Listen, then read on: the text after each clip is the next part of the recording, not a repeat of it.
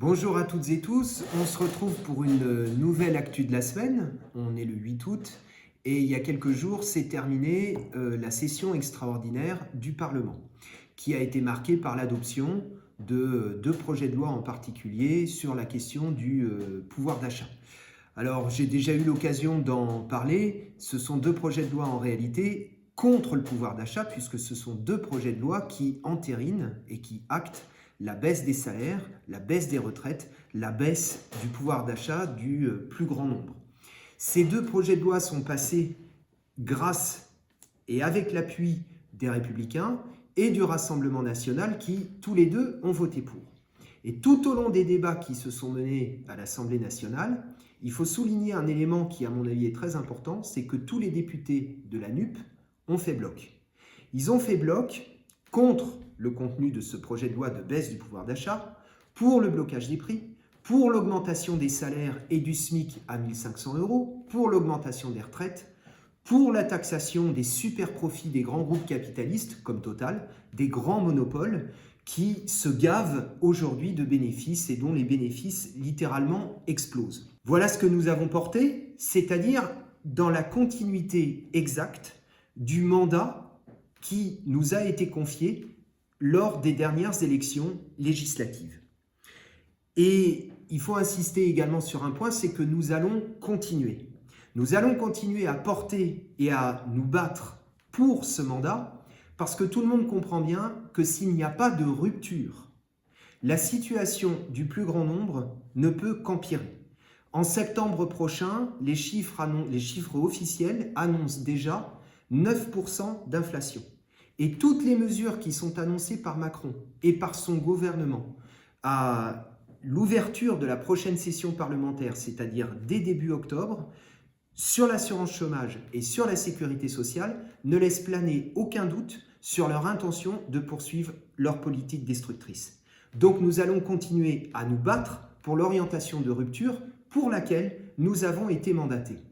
Dans 15 jours, je vais participer aux amphidétés de la France Insoumise. J'y serai avec l'ensemble des députés de la France Insoumise et avec les milliers de militants, de jeunes, de travailleurs qui, d'ores et déjà, se sont inscrits à ces amphidétés. Je suis à peu près certain que parmi les très nombreuses questions qui vont être débattues et qui vont être discutées à ces amphidétés, il y aura notamment la question de la préparation de la marche contre la vie chère qui devrait intervenir début octobre. Une marche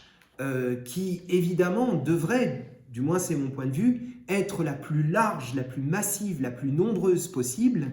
y compris avec la participation, si c'est possible, en tout cas c'est souhaitable, des organisations syndicales, des organisations ouvrières. Et cela, cette question-là, qui est la question de la mobilisation, en fait, du plus grand nombre, se relie à ce qui est à l'ordre du jour dès la rentrée, donc dès fin août, début septembre. Dès la rentrée de septembre, nous allons reprendre le travail qui avait été engagé début juillet, c'est-à-dire qu'on va convoquer probablement le premier dimanche de septembre, à l'échelle de la circonscription dans laquelle j'ai été élu, une assemblée citoyenne, une assemblée populaire de circonscription, ouverte au plus grand nombre, ouverte à tous ceux qui veulent y participer, pour faire l'état des lieux de la situation, pour faire le point et pour discuter ensemble des initiatives qui sont à prendre. Et parmi ces initiatives, il y en a un certain nombre qui d'ores et déjà sont programmées. Dès la rentrée, nous allons reprendre les diffusions, nous allons reprendre les porte-à-porte dans les quartiers, sur les marchés. Puisque ça va coïncider avec la rentrée scolaire, nous irons à la rencontre, à la sortie des écoles, à la rencontre des parents d'élèves et des personnels, et nous mettrons en application ce que j'ai discuté il y a maintenant 1 ou 2 semaines avec les syndicats de l'hôpital de Montfermeil. On va mettre en œuvre ce que j'ai discuté avec eux, c'est-à-dire que d'abord, je rencontrerai les personnels soignants de l'hôpital de Montfermeil et on va organiser une réunion avec l'ensemble des personnels soignants des 3 hôpitaux du groupement hospitalier de territoire qui regroupe les hôpitaux d'Aulnay-sous-Bois, de Montreuil et de Montfermeil. Donc autant d'initiatives qui vont toutes dans le même sens, rassembler, regrouper, organiser, mobiliser en partant des besoins urgents, des exigences de la population. Et je termine sur un point que j'ai déjà évoqué dans une vidéo précédente, mais qui me tient particulièrement à cœur et qui est déjà d'une actualité brûlante, mais qui le sera encore à la rentrée pour des milliers et des milliers de jeunes, c'est la question de Parcoursup.